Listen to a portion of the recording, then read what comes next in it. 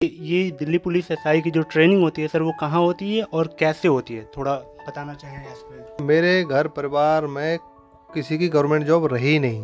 Physical को तो मैं कुछ मानता नहीं था। रिटर्न की मुझे यहाँ तैयारी करनी पड़ी। उसके रिगार्डिंग मैं मुखर्जी नगर एक जगह है अपनी दिल्ली में।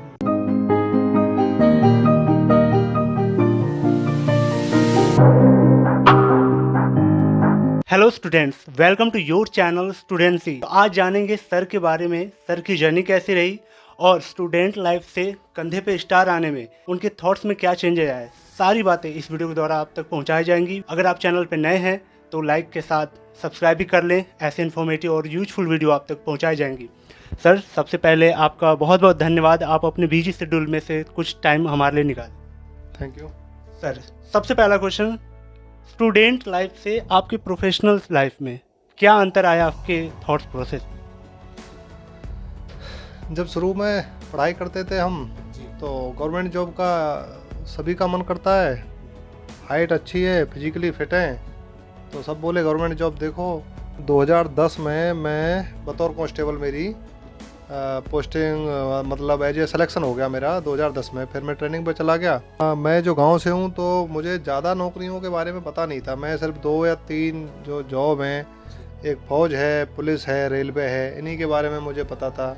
एसएससी और ये पीसीएस, यूपीएससी, इनके बारे में मुझे ज़्यादा जानकारी थी नहीं। भर्ती हो गई मेरी, तब मुझे चीज़ों के बारे में पता चला। तब मैंने और तैयारी शुरू करी और एसएससी के थ्रू 2012 की रिक्रूटमेंट थी, मेरा उसमें सिलेक्शन हो गया एसएससी के through as a sub inspector. और 2014 से मेरी ट्रेनिंग शुरू हुई, तो मैं 2014 से दिल्ली पुलिस में बतौर सब इंस्पेक्टर नौकरी कर रहा हूँ। सबसे पहले आप कांस्टेबल 2010 में हो, उसके बाद 2014 में आपका एसआई आप बने। सर, एक बार थोड़ा सा ब्रीफ बताइए कि ये दिल्ली पुलिस एसआई की जो ट्रेनिंग होती है सर, वो कहाँ होती है और कैसे होती है, थोड़ा बताना चाहें। 12 महीने की ट्रेनिंग होती है, तो इसमें हमें कानून का और फिजिकली, मेंटली और जो हमारे पुलिस विभाग के लिए ज़रूरी है, परेड है और जो एक्सरसाइज वगैरह हैं, उसके साथ साथ कानून का ज्ञान है और लॉ एंड ऑर्डर को कैसे मेंटेन करता है, ये है करना है।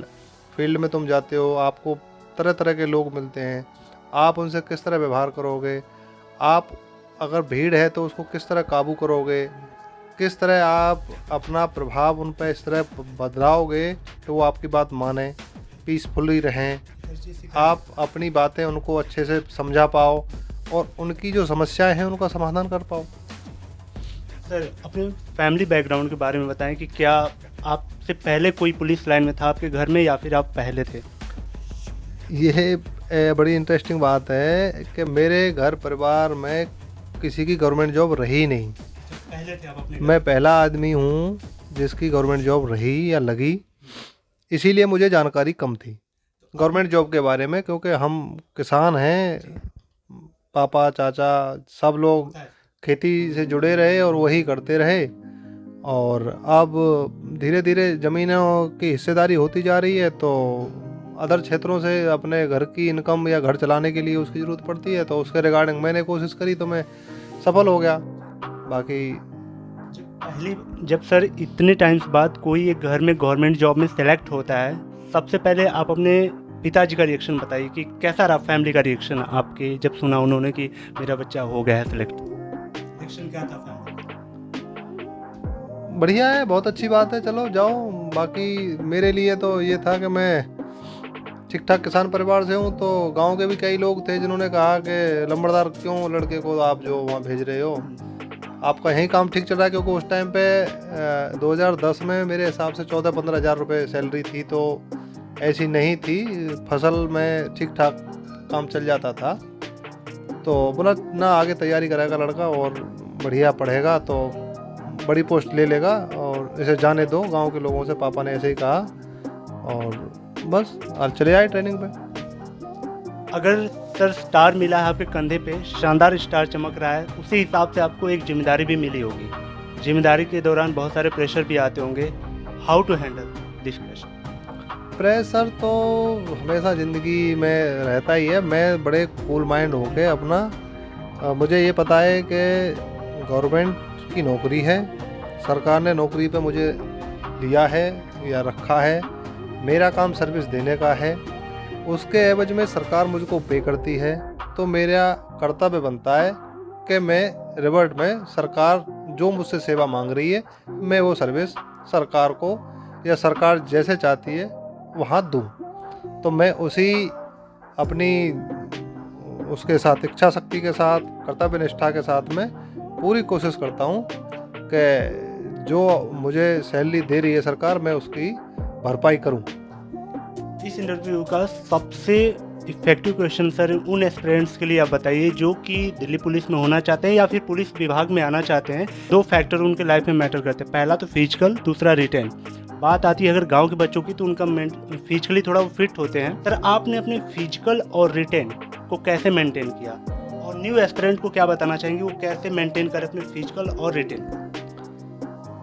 मेरे हिसाब से मैं अगर अपने हिसाब से लगाऊं तो हर गांव का बच्चा तो कहीं ना कहीं फिजिकल इन्वॉल्व रहता ही है। कहीं खेती करनी है, कहीं गांव है तो बड़ा घर है या आसपास का एरिया बड़ा है, कहीं जंगल जाना है, खेत पे जाना है, तो वो फिजिकली इन्वॉल्व रहता है। तो ज़्यादा इतना हार्ड फिजिकल कोई है नहीं आर्मी की तरह, और मेरे लिए कोई ऐसा फिजिकल के बारे में तो कुछ हार्ड रहा नहीं। तो आसानी से हमेशा मैं फिजिकली इन्वॉल्व रहा, तो फिजिकल तो बढ़िया रहा। और रिटेन में ज़रूर जो मेरे लिए कंपटीशन थोड़ा सा बढ़ गया था, क्योंकि फिजिकल को तो मैं कुछ मानता नहीं था। रिटेन की मुझे यहाँ तैयारी करनी पड़ी। उसके रिगार्डिंग में मुखर्जी नगर एक जगह है अपनी दिल्ली में। सर एक बीच में जो आपका टाइम था 2010 से 2014 जब आपने एसआई बने आप, तो सर इसके बीच में आप कैसे टाइम निकाल पाते थे अपनी तैयारी के लिए और वो सारी चीज़ें कैसे आप मैनेज करते थे? 2010 के बाद 2011 में ट्रेनिंग ख़त्म हुई। उसके बाद शुरू की जो पोस्टिंग थी वो डीएपी में मिली मुझे, 1st बटालियन में। तो वहाँ फिक्स ड्यूटी है आपकी 8 घंटे की। तो मेरी जो एच कंपनी थी उसमें लाइन ड्यूटी लगती थी, लाइन ड्यूटी पे भी पढ़ते रहते थे। और ऐसी कोई हार्ड ड्यूटी थी नहीं, खड़े रहना है, निगरानी रखनी है। उस टाइम भी पढ़ सकते हैं आप पढ़ना चाहें। और उसके बाद 16 घंटे हैं आपके पास में, भाई ज़्यादा से ज़्यादा आपको 7-8 घंटे सोना है, बाकी 8 घंटे बच के मेरे हिसाब से बहुत है पढ़ाई के लिए।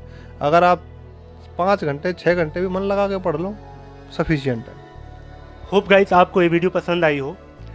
आपको कैसी वीडियो चाहिए इसमें हमें कमेंट करके ज़रूर बताएं।